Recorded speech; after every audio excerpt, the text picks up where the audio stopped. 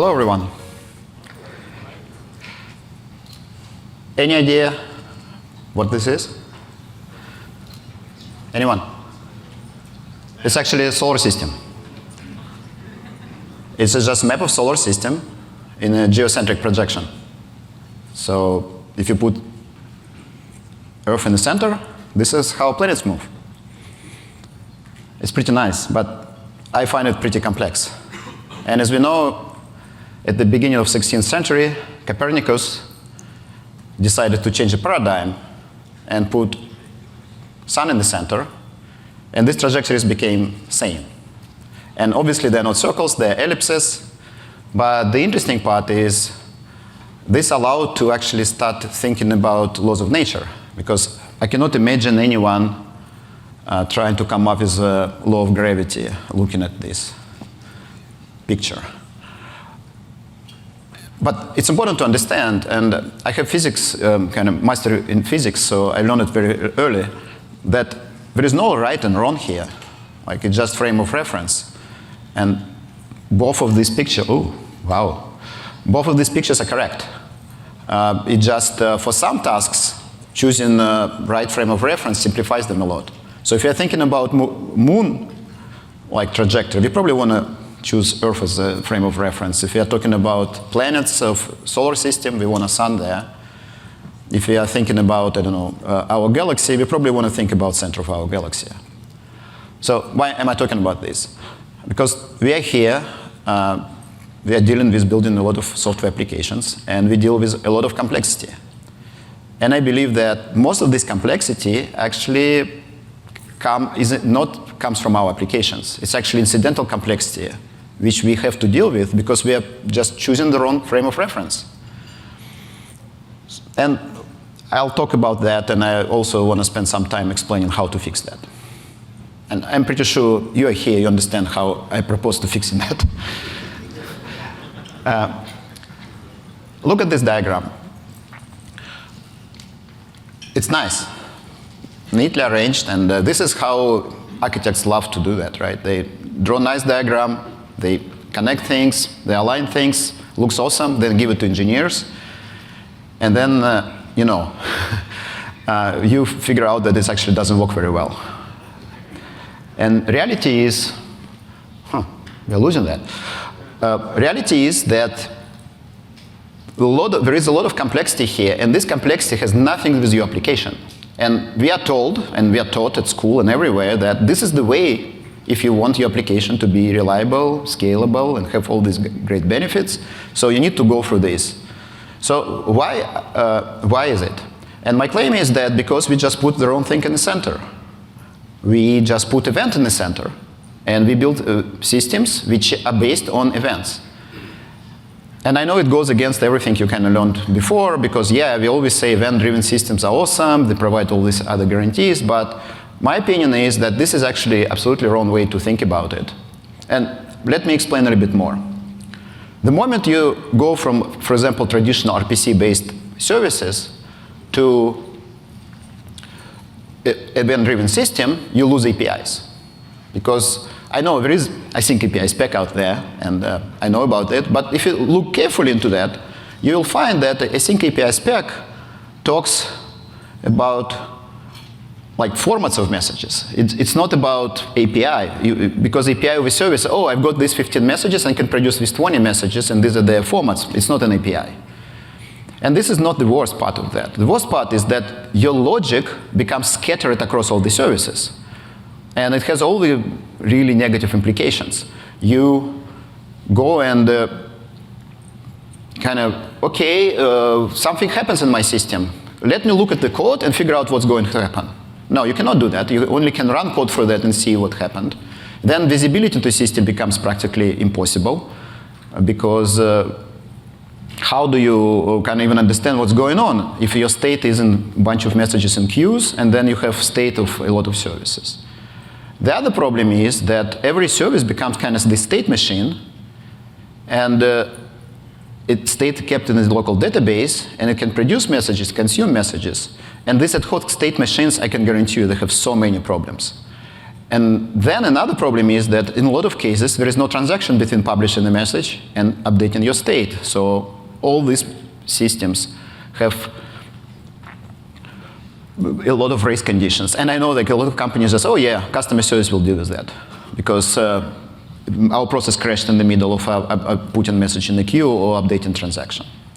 But the worst part, I think, is that these systems end up being highly coupled. And this is, I'm pretty sure you've heard it all the time. Oh, we use event-driven systems because they're loosely coupled, right? It's like the first thing they actually put it like in every manual. And I think it's completely misunderstood. Because yes, they are highly coupled, but they're highly like loosely coupled, but they're loosely coupled at runtime, right? That's why you want to use event-driven asynchronous systems, because some services can go down and other services can keep functioning, right? They can produce messages, they can consume messages. So the event-driven systems have awesome runtime characteristics. But for some reason, people are like, yeah, it's at runtime they're loosely coupled, so they're also loosely coupled at design time. It's absolutely not true. Let me give you some analogy. Imagine that somebody comes to you with code review and says, you know what, I took our service code and refactored that to make it more loosely coupled. And you're like, okay, what did you do? Oh, I changed all variables to global variables. Why? Oh, you know what, it's very easy because you can add new piece of code, and this new piece of code will read these variables, and other pieces of code don't need to know about that, right? Because it just reads it. It's the same logic we apply to the event-driven systems, because we say, oh yeah, there is this event and you can consume this event without talking to everyone, right? It's awesome, but then he changes the format of your event. And they're like, okay, whom am I going to break? I've been in a lot of these conversations at Amazon, I remember. Yeah, we're going to change the order of our messages or format of their message. Who's going to be broken? No way. You practically end up in a system which is practically impossible to maintain. So I think it's very important to understand. At runtime, awesome performance characteristics for loosely coupling. But at design time, you have practically the code which is scattered, tightly coupled, and impossible to maintain. And then there are other things like latency increase and so on. I don't want to spend too much time on that. I can obviously make 5 keynote just on the problems there. But again, if we think event is not the right center for our universe, what is the right frame of reference? Obviously, it's a durable execution. That's why we're here.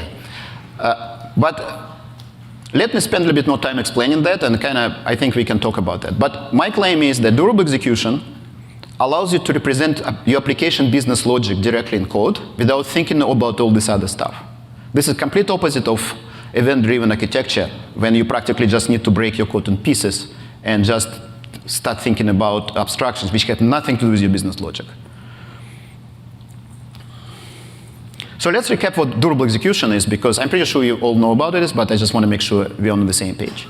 So durable execution is just code, like in any high-level programming language, and it's a runtime, which allows to preserve the state of your execution of that code. So if you're running your code and you blocked on some API, and then something bad happens, process crashes, network outage, I don't know, region disappears, and then this code will be resurrected the moment your system is back, or just if there is other process, it will just seamlessly migrate it there, and it will keep running as nothing happened. Very simple idea. And it's abstraction. It doesn't matter how you implement that. There are many ways to implement that. But as an abstraction, the same as transaction is an abstraction, right? Abstraction is pretty simple. This code just will keep running, and obviously an API call can take days, because we guarantee that this code will be there. It also allows you to do infinite retries and a lot of other good things. But core abstraction is this code just survives any outages. How does temporal relate to that? I think it's important to understand. Temporal is one way to implement durable execution. And it made certain set of trade-offs and design decisions. One of the core design decisions we made when we designed temporal was to implement it as an event-driven system. Because as I said, event-driven systems are awesome at runtime. They have awesome design runtime characteristics. That's why temporal internally is an event-driven architecture. So you get all the benefits of event-driven architecture, runtime benefits, using temporal. But as you use durable execution, you get practically the much better developer experience. So we hide the complexities under the platform layer, and we allow you to get all the benefits, but at the same time, we hide all the, but you still get the benefits. I think it's very important to understand. So I'm not saying don't use event-driven architectures. I'm saying event-driven architectures are bad developer experience, and don't use them for that. But at runtime, absolutely, asynchronous systems are awesome. Temporal is not just event-driven architecture and durable execution. It just the durable execution allows you to have good experience, but we have all these other features around that, and I could spend a lot of time talking about them. But obviously, any real platform requires security and so on. But I think important part here is that we design system to be highly available and highly scalable, because I think we see it all the time when people talk to us that they get scared that they use some solution and it's nice, but at some point it stops scaling. They cannot support their business if it grows. And I think the nice thing about temporal, because I don't want to repeat the history of creation, but by the nature, we created that to support the largest workloads in the world. And it also means that even if you're a small startup, you still get the benefit of the awesome developer experience, so you can move faster. But at the same time, you know that you don't need to throw away that code and rewrite it the moment your startup becomes successful. Okay, let's talk about workflows. By the way, you probably noticed I didn't use that word until now. It was hard. But the reason I want to kind of start talking about now is there is a lot of confusion because people use it for different purposes. I want to make sure that all of us here are on the same page. When I say workflow, I always mean durable execution. So workflow means durable execution. So anytime you read something in temporal documentation, you should understand workflow means durable execution. Anyone in temporal saying workflow means durable execution. The problem arises when you go to somebody who has no idea about temporal, about us, and you say, oh, I found this nice workflow engine. You lost them the moment you said that, right? Why? Because for a lot of people, workflow engine and workflow brings a lot of bad memories. And they dealt with existing systems, they've heard about existing systems, and the reason is, it's not like I'm trying to say, yeah, temporal is just bad and whatever. Problem is that people don't even consider to think about workflows in their application. Because we are practically taught, no, workflow engines are like this niche thing for just, I don't know, do this little business thing. And if you are building a deployment system, you just shouldn't think about it, right? Or if you are building a distributed cron job, you shouldn't think about it. Like, there are a lot of scenarios when people don't even think about workflows as developers. They're kind of forced in this event-driven paradigm. And my claim is that let's make sure that we're on the same page here, right? If you understand what temporal is, and if you talk to somebody outside, explain them durable execution first, please. Explain them what we are providing, explain the idea. And then you can say, yeah, we call durable execution workflow just because it's just shorter. But I think it's very important to understand, because I've seen people just trying to explain, oh, it's another workflow engine, and people just, you lost them. The nice thing is that the moment you kind of change your point of view from events to workflows, you clearly start seeing workflows everywhere. And it's not like my point of view. I've heard it from a lot of people who are in this room and others. It's just like, it's scary that I want to rewrite all my application as a bunch of workflows right now. Or like, why I didn't write my previous application as a bunch of workflows. And I think it's wrong. It's just exactly what I was kind of saying at the beginning, that it's a paradigm shift. So instead of thinking events, you start thinking workflows. And yes, most of our business applications are workflows. We know that. And it's absolutely applicable. So I think it's OK to see workflows everywhere. So please, you're welcome. But it's obviously, now we have this hammer, right? Everything is a nail. So we should be very careful. We don't want to just apply it blindly. So I want to spend a few minutes just talking a little bit more about where do you want to, how do you think about temporal? How do you think about durable execution when you apply it to your domain? Because obviously you have your problems to solve. So first, I usually start talking from where temporal is not good match. And a lot of people, it's just normal for us.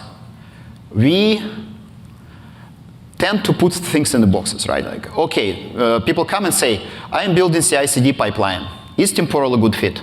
Like, I am building that. Is it a good fit? And like, I'm building that. Is it a good fit? And my answer usually is, I don't understand your domain. Like, I'm not expert in almost any business domain. But my first answer is, do you care about completion of this specific business transaction or this request? So if something fails in the middle, can you just return error and bail out and customer will, or whatever API will be just retried by somebody? Or if you return an error, do you really need to run some compensations or you can just ignore that? Or do you need to maintain consistency across multiple disparate, like not related data sources? If you don't need any of that, like why would you use temporal? Because obviously any technology which uses persistence has overhead. So if you can lose data, why would you use it? Other set of use cases related to shipping large amounts of data. Like if you need to ship a bunch of logs or events from one place to like your warehouse, temporal is not good for that. It's good to create control plane for those things, but it's not certainly, some people think, oh, are you just a system which ships large amounts of data? No, it's not built for that. It's a control plane thing. But at the same time, if you do care about guarantees, if you do care about reliability, if you really want your system kind of keep operating in presence of any failure, or even if you return error to the user, you want to be able to run compensations to maintain consistency, then temporal is a good fit. And it's absolutely independent from the domain, right? So it can be money payment, it can be deployments, it can be IoT device management. So think about guarantees. So if you care about guarantees, temporal is a very good fit. And obviously there are more kind of workflowish things like human tasks, long-running activities, and so on, which obviously make it even more useful. So how do you design? Okay, you decided to use temporal. And you say, yeah, it applies to my domain. I care about guarantees. But how do I design my application using that? Because it's a completely different way to think about it. And I talked to hundreds, probably thousands of users last year, and a lot of design sessions. And I see that people kind of have hard time sometimes just switch the paradigm. It's hard, right? Because you're kind of taught at school to think this way. The extreme case, I think, like some extreme cases, people, for example, maintain all the existing architecture and they just start using temporal like as a database, for example. Like workflow is a kind of storage, and then we still have callbacks in Kafka, for example, with business logic, and we just send signals to the workflow. So there are cases when people don't think temporal, but still try to use temporal. And certainly their life is not easy. But I usually recommend to start from what I call logical design, and then switch to kind of physical design. So what I mean by logical? By logical, I mean you use only temporal primitives. So what we know all the basic primitives: workflow, activity, update, signal, query, child workflows, and these are practically most of them, not that many.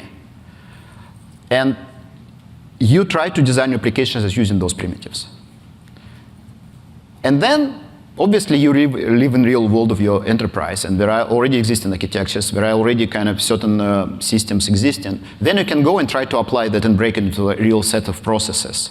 It doesn't mean you need to run the whole thing in one place. But when you design your application, don't think about like all other things. So let me spend more time on that. So when we are talking about like logical model, obviously what workflows are like were initially created for is just to sequence actions in certain order.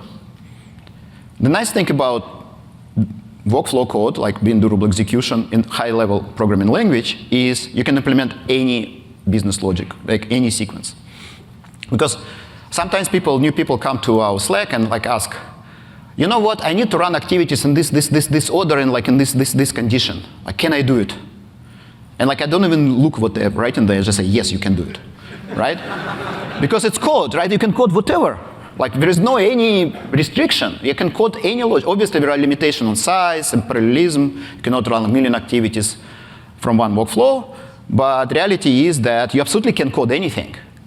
And I think people just sometimes initially just get, because they used to exist in engines which are so restrictive that, like, the moment you step out of the kind of predefined ways, you're lost, that they just have the same equation for temporal. But the answer is yes, you can. You just go and code whatever you need. So sequence actions in any order, please do it. Other thing is that people are not used to actually workflows being able to react to external events, asynchronous events, right? Now we have update, which is even nicer. So we have updates, signals, like practically all these asynchronous things which happen in the world. So your workflows can just react to them. So your workflow can be as simple as listening to these events and aggregating data and then doing some actions. Or it can be as complex as running a bunch of things and then being interrupted in the middle and so on. But the point is, think about not only sequences of actions, but also ability to react to external events, whatever they are. Then, other important consideration is active versus static. Because we are used that workflows are always static, right? Like almost any technology out there, you hard code your steps, right? Like you can maybe hard code them in JSON or YAML, but you still hard code them, right? You need to say, I will run A, B, C, D, and these tasks are related in this way. Maybe it's a DAG, but it's kind of fixed. Because it's code, you can always practically run any dynamic implementation you want. You can absolutely read the external file with definition of DSL and interpret it any way you want. So I recommend actually not starting from that point. I recommend hard coding your business logic because code has all the benefits of IDEs, refactoring, like you know the drill, unit testing and so on. But in some scenarios, especially if you're trying to create something for your customers, you want a domain-specific implementation of whatever you're doing, writing an interpreter for that is absolutely a valid use case.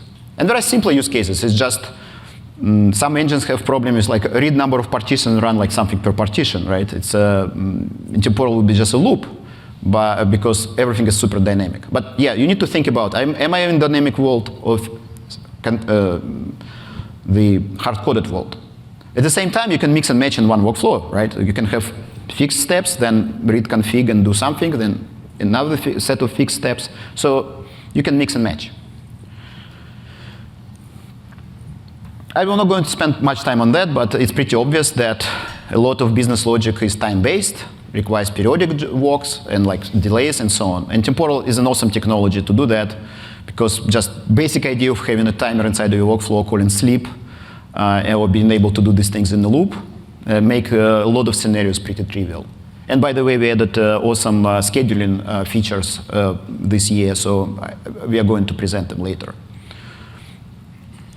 And the last pattern I want to kind of mention is that people usually also don't think as workflows and as durable execution is entity, what I call entity workflows. Entity workflow is workflow which presents some business entity, right? Like a customer, for example. So you can implement a life cycle of a customer as a workflow, and it can be always alive, receive events related to that customer, and take actions. So, for example, if you're trying to do loyalty program, you can have a workflow which listens to whatever events, like you're an airline, you just get trip completion events, and then you can aggregate points and then take action. And you can have one per customer. This is pretty common pattern, but it can be not a customer, it can be IoT device. It can be a Kubernetes cluster. So people don't think this is a workflow usually because this is more like durable actor, right? But this is very powerful, and I'm pretty sure you want to kind of think your workflows not only sequence of steps, but also as entities. There are many more, and we will. One thing I know we are not doing a very good job. We don't have good documentation around patterns, right? These high-level things, and we will spend some time doing that. But once you kind of have your logical implementation, you want to start moving to kind of physical. And what I mean by that is, okay, now you need to take these nice activities and workflows and apply to like deploy them as real services. And also, you probably have your own existing architecture in your enterprise, which sometimes you don't have say about, like it already exists. So let's start from monolith. I know if you read our marketing material, especially like from a couple years ago, we actually refer to Temporal very frequently as a microservice orchestration platform, right? And I've seen cases when somebody approaches me and says, you know what, I like Temporal. It's an awesome idea, great, but I cannot use it. Like, why? Oh, we use monolith. Application is monolith, like if you're doing microservices, right? Like, I don't want to even look at that. And I think it's absolutely a big misconception, because you absolutely can have requirements which Temporal is good for. You absolutely can have time-based things. You need to send notifications tomorrow, or you have sequence of steps to track. And yes, you can implement it inside of a database and, like, I don't know, pull some records if they're in that state, and you can build it. And, but you absolutely can have a lot of benefits, get a lot of benefits from Temporal if you use it even inside of a monolith. And a lot of startups start like that. By the way, we have startup program right now giving free credits if you talk to us, if you're a startup. But, and a lot of companies also start from monolith, and they can start building workflows inside, and then can distribute them. And with Temporal, it's very easy, right? It's purely just deciding where each activities and workflows run. The other use case, a set of use cases, which is also very common, but people sometimes don't associate with workflow engines, is actually synchronous RPC. So I talked a lot about this async architectures, event-driven architectures, but if you're just doing a bunch of like synchronous RPCs, people don't associate with the workflow engine, because it's very fast, right? You click a button, I don't know, do a real-time payment with your QR code, you want this thing happen in under a second. Why would you use Temporal for that? Compensations. Because you need to make sure that if something fails, and return error very fast to the user. But at the background, you will guarantee that these things end up in a consistent state, that you don't take money from one account and forget to put it back if something happened here, right? And we added new features this year to make Temporal an awesome engine for synchronous flows, because we added new features to make it much more performant. So we can actually, now you can run pretty fast synchronous transactions and compensations with Temporal. I'm not sure if you have talked about that, but we'll check on that. Well, there is, I think, we talked about. So the other case is you might already have an event-driven architecture. I'm not surprised, right? That you work for some enterprise, you read the books, you implemented event-driven architecture, and now you have to live through that. And people come to me and say, yeah, I understand that we have problems, I understand we have this complexity, but I cannot just go and replace all of that with Temporal, sorry. And yes, you cannot, it doesn't make sense. But the nice thing about Temporal is that you can always introduce it in just one place. There is no requirement to make these big bang migrations. You absolutely can go and say, yeah, this one service is a state machine, it receives messages, sends messages, I will just put Temporal there and implement the state machine as Temporal. And Temporal, by the way, out of the box provides the outbox pattern, so it means I won't have race conditions publishing my messages, and just state management is simpler because I don't need to talk to my database anymore, because Temporal is already durable. So I've seen a lot of successful implementations starting there. My only kind of ask is that don't stop there. Because if you keep doing this event-driven architecture and just put Temporal kind of just as a state machine in every service, you will get a lot of benefits, but you will get probably you will lose a lot of power of Temporal, and your system still will be unnecessarily complex. But as a starting point, it's absolutely valid. The way you want to move to is using Temporal to actually be the way you communicate between services. So it means that you, instead of saying, let me just give an example. In some architectures, people say, I use mediator pattern. So when I call some service, I put message in a queue, right? And then service replies, I get message out of the queue. And then they write activities in Temporal, which will put message in a queue, and then they get message out of the queue and send signal back to workflow. Works very well. But then when you look at that, you're like, okay, do you understand what's going behind the scenes? You go and schedule an activity, which means you put task in a task queue inside of Temporal, right? Then worker picks up task out of task queue and puts into the external queue. right? And then on the way back, the same thing happens. You get task out of the queue, external queue, you signal workflow, which puts it in the workflow task queue, which means we do double queuing on the way out and back. And first, obviously, it has performance implications, but the worst part is that the moment you leave temporal, you lose a lot of features. For example, you don't see what's going on with that activity, you don't see the errors. Then you also don't know, it cannot retry forever anymore, because most queues cannot retry for a long time. They don't support even exponential retries frequently. Then your activities cannot run for a long time, you cannot heartbeat. So you practice, and then flow control is kind of gets broken into pieces. So yes, you can do it, but this double queuing rarely buys you anything. So you really want to kind of end up in a situation where you just call activity from workflow, and this activity can live in the same process, it can absolutely live in a separate process owned by, like worker, owned by other team. So breaking that in pieces, absolutely possible, and any additional queue in there doesn't buy you anything, it just reduces your availability and makes your life harder.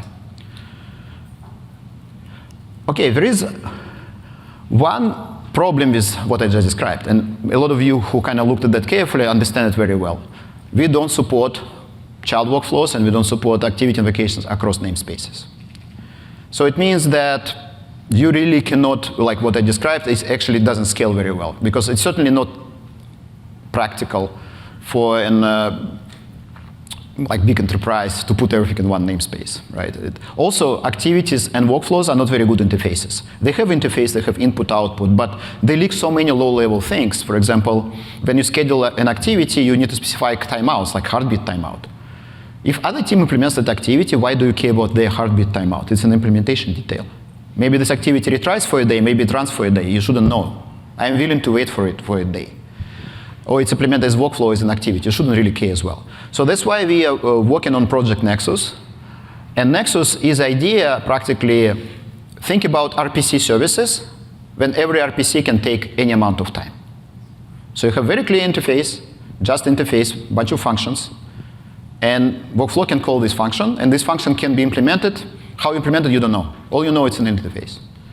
And then the implementer of that interface can map it to whatever. They can say, yeah, this function will be implemented as a workflow, or this function will be implemented as synchronous update, which takes 5 hours, or this function will be actually a query, which will return immediately.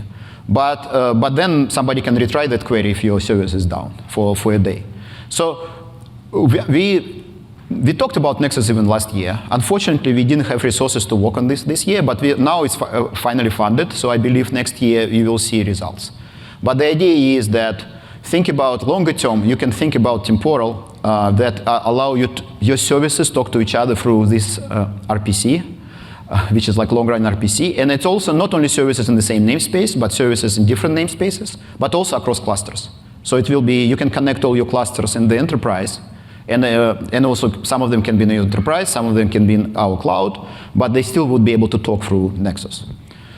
So we'll keep you posted about that.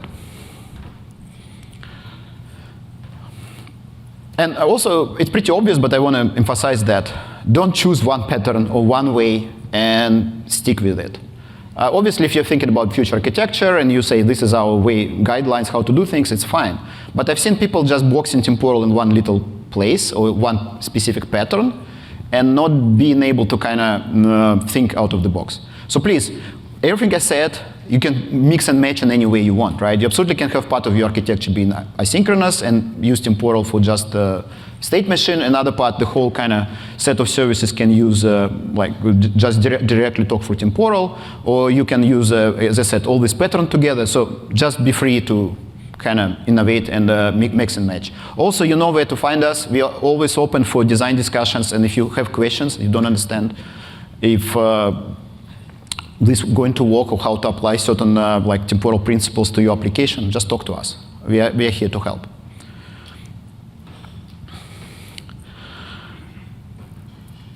So going back to event versus durable execution, I want you kind of start thinking differently, right? Like I want you, and I'm pretty sure all of you here are already kind of converted. But I think it's important that to change your mind, right? Like to at least consider this way of thinking, right? And I want to kind of stop thinking events, right? Stop thinking queues. Start thinking durable execution. Start thinking temporal. Thank you.